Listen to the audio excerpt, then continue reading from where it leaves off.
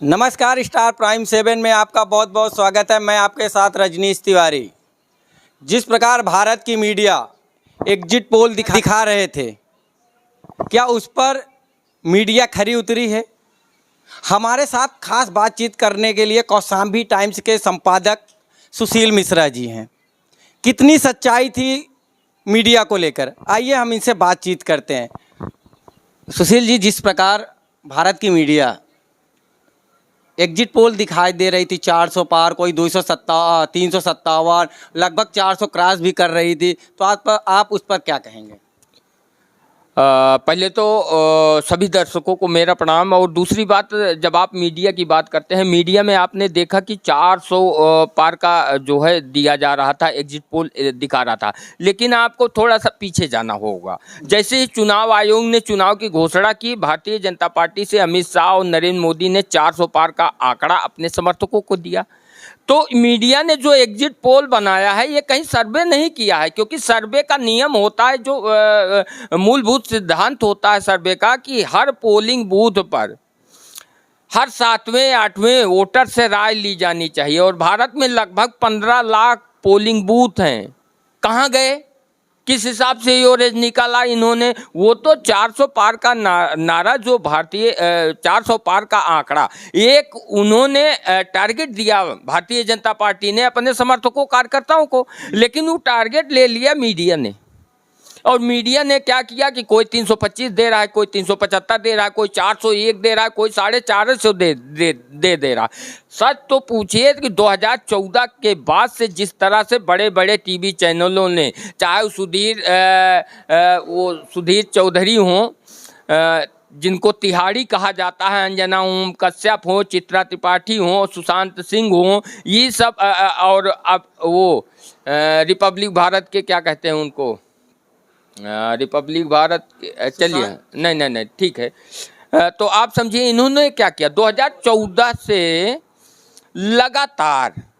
आप 2009 और 2014 के बीच में जरा आपको पीछे जाना पड़ेगा। मनमोहन सिंह की सरकार थी और 2G स्कैम, फलाना स्कैम, भ्रष्टाचार के खिलाफ अन्ना हजारे आंदोलन हुआ, और उसी अन्ना हजारे आंदोलन से केजरीवाल का जन्म हुआ और आम आदमी पार्टी का जन्म हुआ। ये आंदोलन पूरी तरह से प्रायोजित था, क्योंकि कितने लोगों को सजा दिला पाए। और उसके बाद जिस तरह से प्रधानमंत्री नरेंद्र मोदी ने मीडिया मैनेज किया, और जिस हिसाब से मीडिया ने महिमा मंडन किया प्रधानमंत्री नरेंद्र मोदी का, और उसके बाद मीडिया ने सच पूछिए तो आम आदमी के साथ विश्वासघात किया है। हाँ, जिस प्रकार एग्जिट पोल में दिखाया जा रहा है, आम आदमी मानने के लिए तैयार नहीं, और गोदी मीडिया से संबोधित कर रही है कि गोदी मीडिया है। गोदी मीडिया तो ये घोषित हो गए ना, क्योंकि किसी भी आप पिछले 10 सालों में किसी भी आप चैनल में, जो नेशनल टीवी चैनल हैं न्यूज़ के, ये किसके हैं? अडानी और अंबानी के। इसमें आम आदमी के मुद्दे पर कभी बात होते आपको दिखाई दिया? मणिपुर 2 महीने से चल रहा था, महिलाओं के साथ जो है बलात्कार हो रहा था। क्या किसी राष्ट्रीय चैनल ने इस मुद्दे को उठाया? हरियाणा की बेटियां जो है धरने पर बैठी थी, किसी राष्ट्रीय चैनल ने इस मुद्दे को उठाया मजबूती के साथ? किसान 1 साल तक वहां दिल्ली के बॉर्डर पर बैठे रहे और सैकड़ों किसान मर गए, लेकिन किसी राष्ट्रीय चैनल ने उठाया? चैनलों का काम ये था कि यदि आप महंगाई पे बात करेंगे, बेरोजगारी पर बात करेंगे, तो ये लोग जानते हैं क्या करते हैं? इन लोगों ने क्या घोषित कर दिया, आप अगर महंगाई पे बात करेंगे तो आपको देशद्रोही, आपको जो है मान के चलिए कि आप राष्ट्रवादी नहीं है। ये सारी इनका काम हो गया था। ये मोदी क्या करते हैं, कितनी बार कपड़े बदलते हैं, और आम छील के खाते हैं कि काट के खाते हैं, ये दिखा रहे थे। मोदी नामा पूरी तरह से पढ़ रहे थे।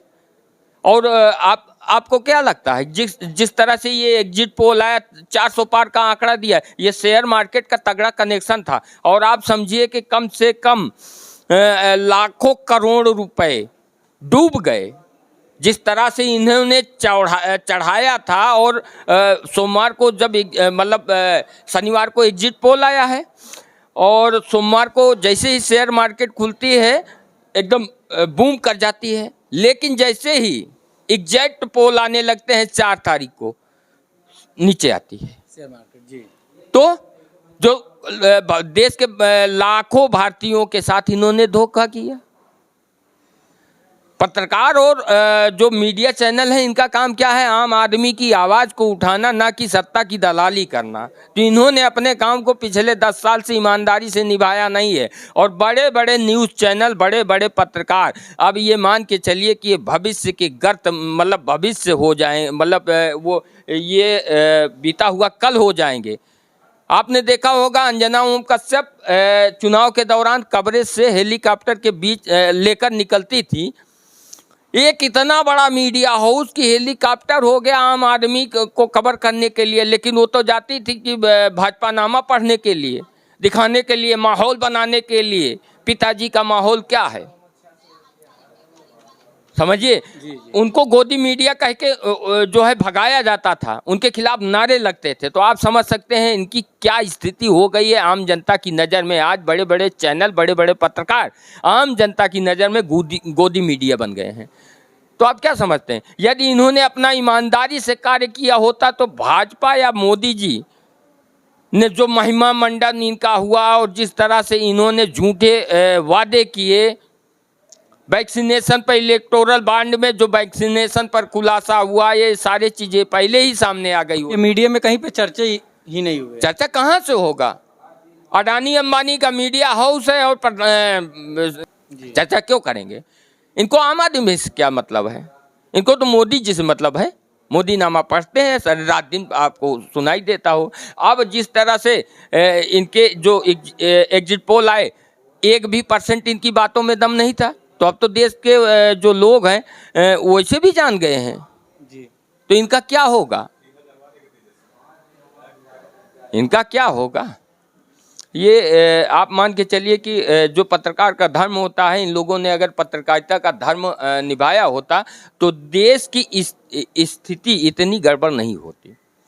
आम जनता महंगाई से परेशान है। जो आम आदमी है, जो युवा है, उसको नौकरी चाहिए, कोई आवाज़ें नहीं उठा रहा है। ये जो कि कर्तव्य मीडिया का होता है। बिल्कुल होता है। पत्रकारिता का धर्म होता है कि आम जनता का पत्रकार होना चाहिए। अगर आपसे नहीं निभाया जाता कुछ और कर लीजिए ना, क्या जरूरत है माइक उठाने की? पकौड़ा, हाँ पकौड़ा बिल्कुल तलिए पकौड़ा। झूठ बोलना से अच्छा है पकौड़ा तलेंगे, लेकिन इस तरह माइक लेकर हम झूठ बोले, किसी का महिमा मंडन करें, तो ये तो धर्म नहीं कहता। एक दिन तो सभी को ऊपर जाना है। क्या मुंह दिखाएंगे आप? मिश्रा जी, हम लोग एक छोटे से यूट्यूबर हैं और जिस प्रकार से हम और आपने कौशाम्बी टाइम्स और स्टार प्राइम 7 ने एक छोटा सा एग्जिट पोल आज से 3 दिन पहले दिया था। आप एकदम सटीक उतरा।